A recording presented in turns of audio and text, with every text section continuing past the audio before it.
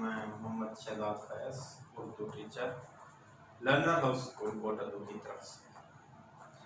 आज हमने जमात 9 पर्चा उर्दू सवाल नंबर 7 हल करना है, जो कि ख़त और दरख्वास्त पर मुश्तमिल है। यानी सवाल नंबर 7 के अंदर हमें चॉइस होती है कि हम ख़त और दरख्वास्त में से कोई एक सवाल मुंतखब करें और उसे हल करें। तो आज मैं आपको ख़त और दरख्वास्त के बारे में बताऊंगा। पहले नंबर पर ख़त पे आ जाएं। ख़त को आधी मुलाकात कहा जाता है, क्योंकि ये एक तहरीरी मुलाकात है और एक दूसरे के हालात और वाक़ियात जानने के लिए लिखा जाता है। ख़त लिखते हुए चंद बातें हैं जिनका ख्याल रखना ज़रूरी है, वो मैं आपको बताता चलूँ। ख़त लिखते हुए यह समझें कि जिसको आप ख़त लिख रहे हैं वो आपके सामने बैठा है और आपकी बातें सुन रहा है। इसीलिए बड़े और छोटे का ख्याल करते हुए ख़त लिखा जाए। ख़त के अंदर मुख्तसर जुमलों का इस्तेमाल किया जाए और ख़त क्योंकि एक मकसद के तहत लिखा जाता है, इसीलिए बातों को सादगी के साथ बयान करना चाहिए। इस सवाल की अहमियत हमारे पर्चे में 10 नंबर की है। पहले नंबर पर जब हम इसको हल करेंगे तो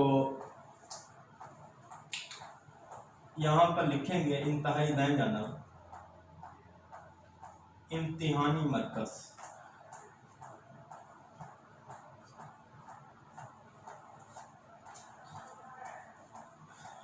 कुछ बच्चे यहाँ पर अज कमरा इम्तिहान भी लिखते हैं, जो कि लिखना दुरुस्त नहीं, क्योंकि अज फारसी, कमरा पुर्तगाली और इम्तिहान अरबी ज़ुबान का लफ्ज़ है। इसलिए अब कमरा इम्तिहान यानी ये जो तरकीब बनेगी ये गलत बनेगी, क्योंकि तरकीब के लिए शर्त ये है कि दोनों अल्फाज एक ही ज़ुबान के हों। तो इसीलिए आज कमरा इम्तिहान लिखने की बजाय हम सबसे पहले इम्तिहानी मरकज़ लिखेंगे। उसके बाद हम तारीख लिखेंगे, जिसका दुरुस्त तरीका ये है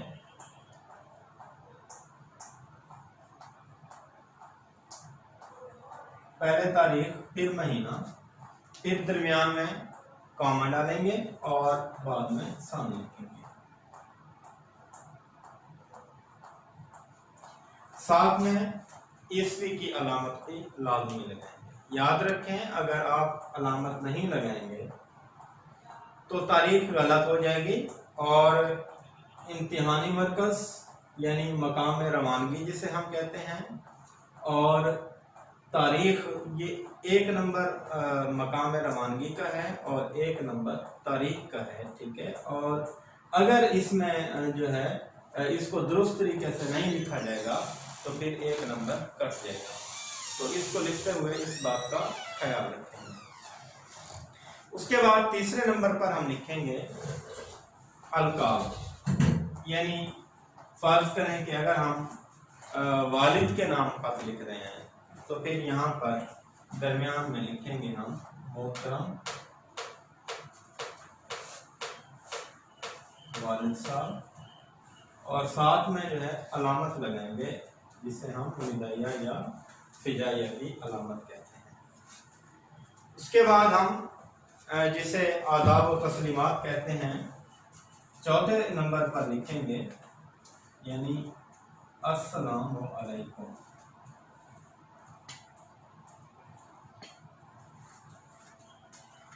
अस्सलामु अलैकुम की दुरुस्ती मिला देखना है। बाज़ बच्चे अस्सलामु अलैकुम लिखते हुए बीच में वाव डाल देते हैं, जो कि गलत है और इससे नंबर कटता है, ठीक है। तो अलिफ फिर लाम है जो पढ़ी नहीं जाती, ठीक है, और फिर जो है इधर से कोई दरमियान में मैंने वाव वगैरह नहीं डाली, ठीक है। अगर ज़्यादा से ज़्यादा पेश डालना चाहें तो पेश डाल सकते हैं, ठीक है। तो इसे हम खाका बोलते हैं। 4 नंबर पर यह मुश्तमिल होता है।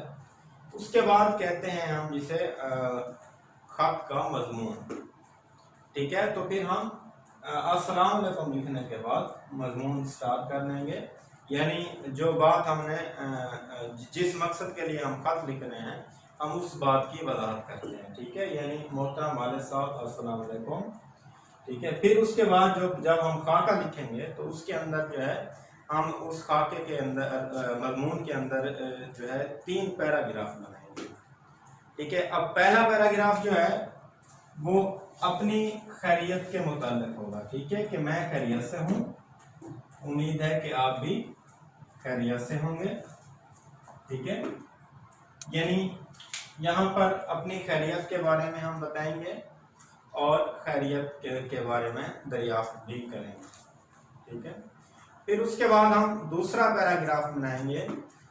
दूसरे पैराग्राफ के अंदर हमने मेन मकसद, यानी जिस मकसद के लिए हम खत लिख रहे हैं उसकी वजाहत करेंगे। यानी अगर हम वालिद के नाम खत लिख रहे हैं नतीजे की इत्तिला देने के लिए, तो फिर हम जो है दूसरे पैराग्राफ में जो है उस बात की वजाहत करेंगे कि मेरा जो है नतीजा आ चुका है, मैंने इतने नंबर लेकर मैं पास हुआ हूँ और मेरी फला पोजीशन है। ठीक है, तो जो भी यानी कि मकसद है उस मकसद की आप वजाहत करेंगे। याद रखें मुख्तसर जुमलों के अंदर जो है बात लिखें और सादगी के साथ, और ऐसा मालूम हो कि जैसे आपके वालिद या जो भी है जिनको आप खत लिख रहे हैं वो आपके साथ बैठे हैं और आपकी बात सुन रहे हैं। उसके बाद तीसरा पैराग्राफ जो हम बनाएंगे उसके अंदर हम इख्तिताम करेंगे, यानी कि ऐसा नहीं है कि खत लिखते हुए अचानक जो है हमने खत को रोक दिया और नीचे वसलम लिख दिया, बल्कि एक इख्तितामी पैराग्राफ हम बनाएंगे। इख्तितामी पैराग्राफ जो आमतौर पर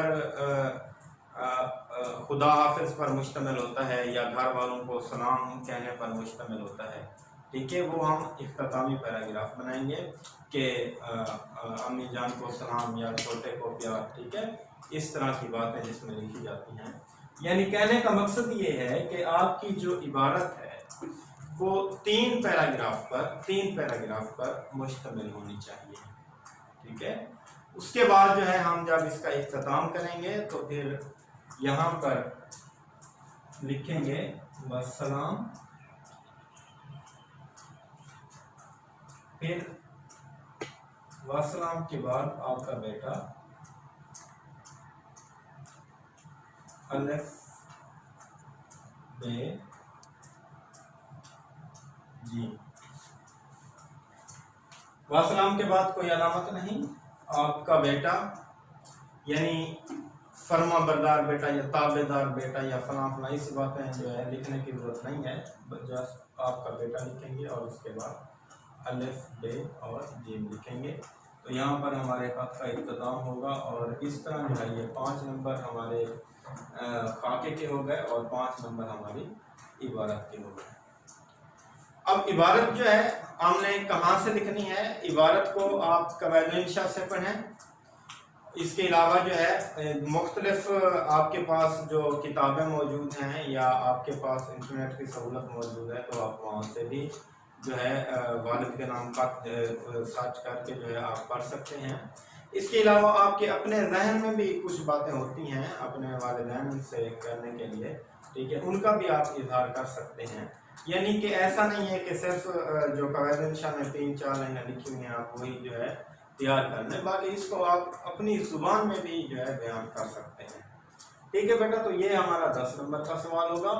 और इसी सवाल नंबर 7 का जो दूसरा जुज़ है वो है दरख्वास्त। इनके नंबर बराबर होते हैं, मसावी होते हैं खत और दरख्वास्त के, और हमें ये इख्तियार होता है कि हम खत लिखें या दरख्वास्त लिखें। ठीक है, यानी उसमें सवाल के अंदर जब वो चॉइस देता है यानी वालिद के नाम खत लिखें या प्रिंसिपल के नाम छुट्टी की दरख्वास्त। तो ये तरीका था खत का। अब हम आते हैं दरख्वास्त की तरफ। दरख्वास्त जो है यानी अर्जी। ठीक है, यानी हम जिसके मातहत होते हैं उसको अपने जो है मसाइल बयान करने के लिए या छुट्टी लेने के लिए जो है हम दरख्वास्त करते हैं, अर्जी करते हैं। तो उसका भी एक मखसूस तरीकाकार होता है जिसको मलूज़ खातिर रखा जाता है। तो दरख्वास्त की तरफ आते हैं। सबसे पहले जो है हम लिखेंगे, यानी सवाल के अंदर हमें जो कहा गया है, अगर प्रिंसिपल कहा गया है तो हम लिखेंगे बाखिदमत जनाब प्रिंसिपल। दरख्वास्त लिखते हुए इस चीज़ का ख्याल करें, बालों का हम बाखिदमत जनाब प्रिंसिपल साहब लिख देते हैं। ये लिखना दुरुस्त नहीं, क्योंकि जनाब और साहब के एक ही मानी है। तो बाखिदमत जनाब प्रिंसिपल या फिर बाखिदमत प्रिंसिपल साहब, ठीक है, इन दोनों में से हम एक लिख सकते हैं। अब मैंने जनाब लिख दिया तो आगे साहब लिखने की ज़रूरत नहीं है। उसके बाद हम लिखेंगे गवर्नमेंट हाई स्कूल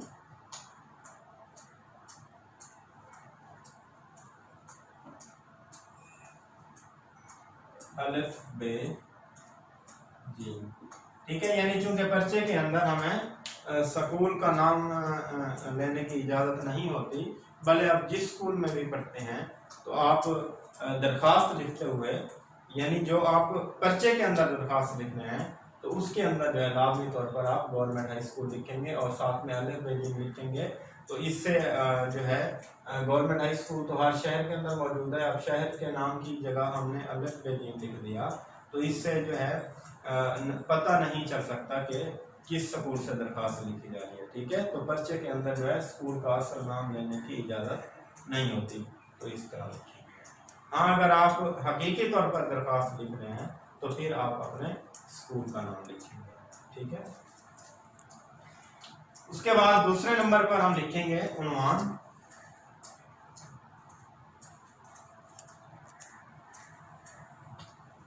दरख्वास्त बराए रुखसत,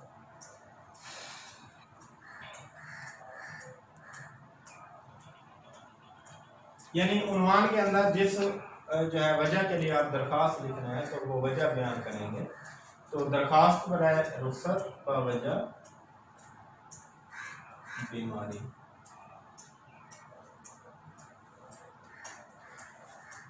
उसके बाद तीसरे नंबर पर हम लिखेंगे जनाब आली। जनाब आली के सामने अलामत लगाएं। यहाँ पर अक्सर बच्चे गलती करते हैं, जनाब आली पर जो है यूं खड़ी ज़बर लगा देते हैं। देखें, खड़ी ज़बर लगाना दुरुस्त नहीं, और आपको ये मालूम होना चाहिए कि इसका एक नंबर है, उन्वान का भी एक नंबर है और जनाब आली लिखने का भी एक नंबर है। तो अगर आप दुरुस्त तरीके से लिखेंगे तो आपको नंबर मिलेगा। अगर आप इसको अगर अलामत नहीं लगाएंगे या कड़ी ज़बर लगा देंगे तो फिर आपका नंबर कट जाएगा। ये लिखने के बाद फिर जो है जो ख़त का मजमून है हम वो तहरीर करेंगे, यानी अदब से गुजारिश है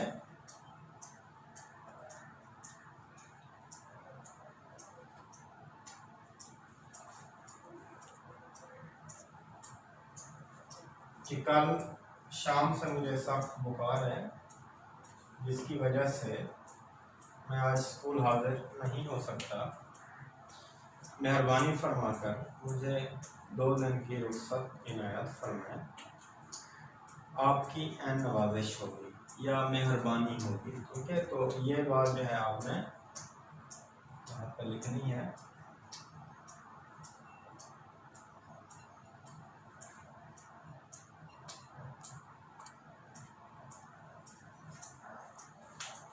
यहाँ पर आकर हमारी दरख्वास्त की जो इबारत है उसका इख्तिताम हो जाता है।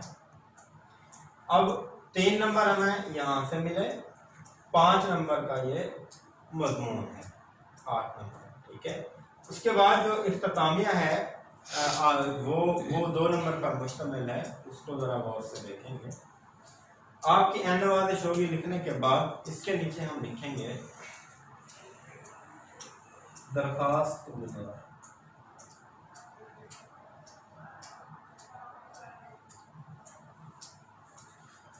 दरखास्त गुजार लिखने के बाद अपने असल नाम की बजाय हम लिखेंगे अलिफ बे जी।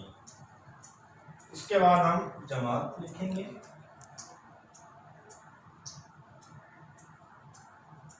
फिर उसके बाद रोल नंबर लिखेंगे।